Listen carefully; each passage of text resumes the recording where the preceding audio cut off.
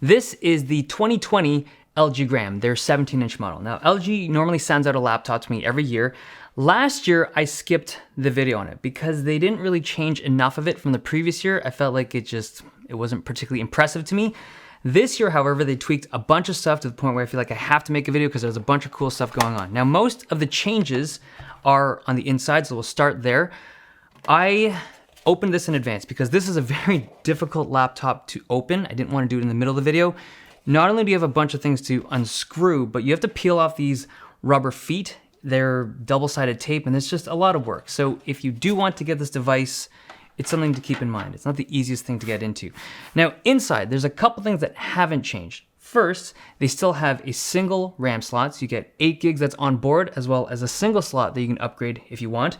And there's also the Wi-Fi card. This is running the latest Intel card that supports Wi-Fi 6.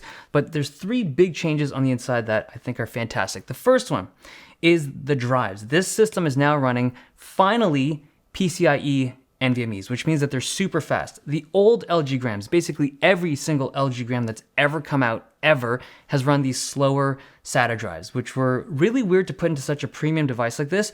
These are now running super fast PCIe drives. The second big change they've made is the battery. This is now an 80 watt hour battery. Last year was 72, so that's like a 10% increase, but it is noticeable. So battery life on this is a 9.5 hour system, which is very impressive for a 17-inch screen. The third change, and this is the most important one for me, it's the thermal system. So 2 years ago, and the model last year, didn't have great thermals on the 15-inch model because it's just a super thin device that's super light, you're limited.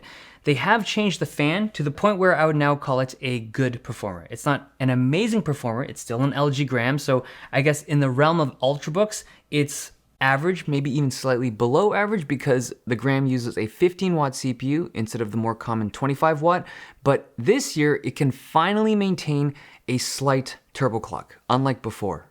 These are running the 10th gen Intel CPU, so they have pretty good CPU performance and significantly better GPU performance than their previous generation. So they're good for photo editing and usable, I guess, for video editing, but because of the lower CPU wattage, it's not as powerful as some other Ultrabooks. But the overall takeaway is that this is a way better performer than any other LG Gram previously.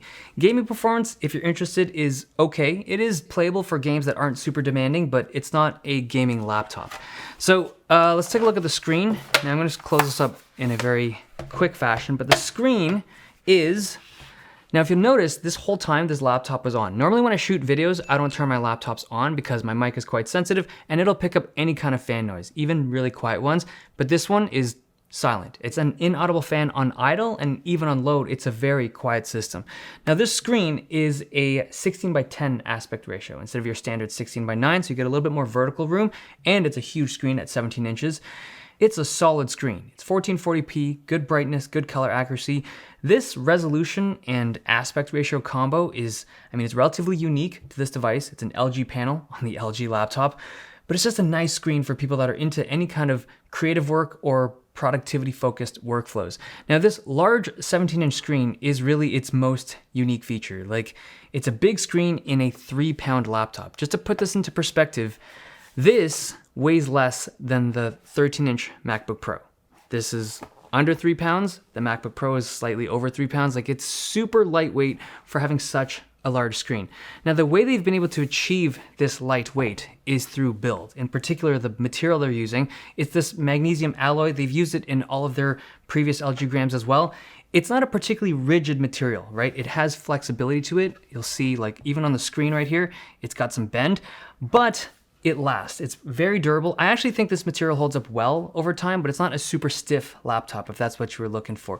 The speakers are located on the bottom again. They don't sound great, but I wasn't expecting too much from them. Now, the keyboard is something they've also improved a little bit. Their old one, like the 17-inch model from last year, used the same keyboard layout as their 15. Like, they didn't take advantage of the larger chassis, and they just stuck the 15-inch keyboard into the 17-inch chassis, which was silly. They've tweaked it this year to actually take advantage of the wider space. So the layout is a little more spacious. The backspace and shift key are full-size keys. And there's also a bigger number pad if you're a number pad user. And there's also a fingerprint sensor in the top right corner of the keyboard. The keys themselves are a little soft. Like, I don't feel like they are as responsive as I'd like them to be, but I think most people can get used to this keyboard and actually enjoy it. pretty readily. Trackpad, it's a good trackpad, it's got a glass surface, nice texture. If you're coming from a MacBook and somehow you're interested in this big screen device, I will say that this isn't as good as a MacBook trackpad, if that's like the golden standard, and I would say that it is, but it's a good trackpad. I like it. Okay, ports, just to wrap this up, there's two things that I think are important here. The Thunderbolt 3 port supports charging again, but they still have a regular barrel-plugged AC adapter. I don't know why they do that. I feel like on a device like this, they should just have a USB-C charger to USB-C charge everything. It's got 3 USB-As, which is nice, and a micro SD slot. This is good for some people, but I think a full-size SD card slot would have been better. But I think the overall port selection on this device is fair. Now the pricing, I don't know the exact pricing quite yet. This is kind of like a pre-release model.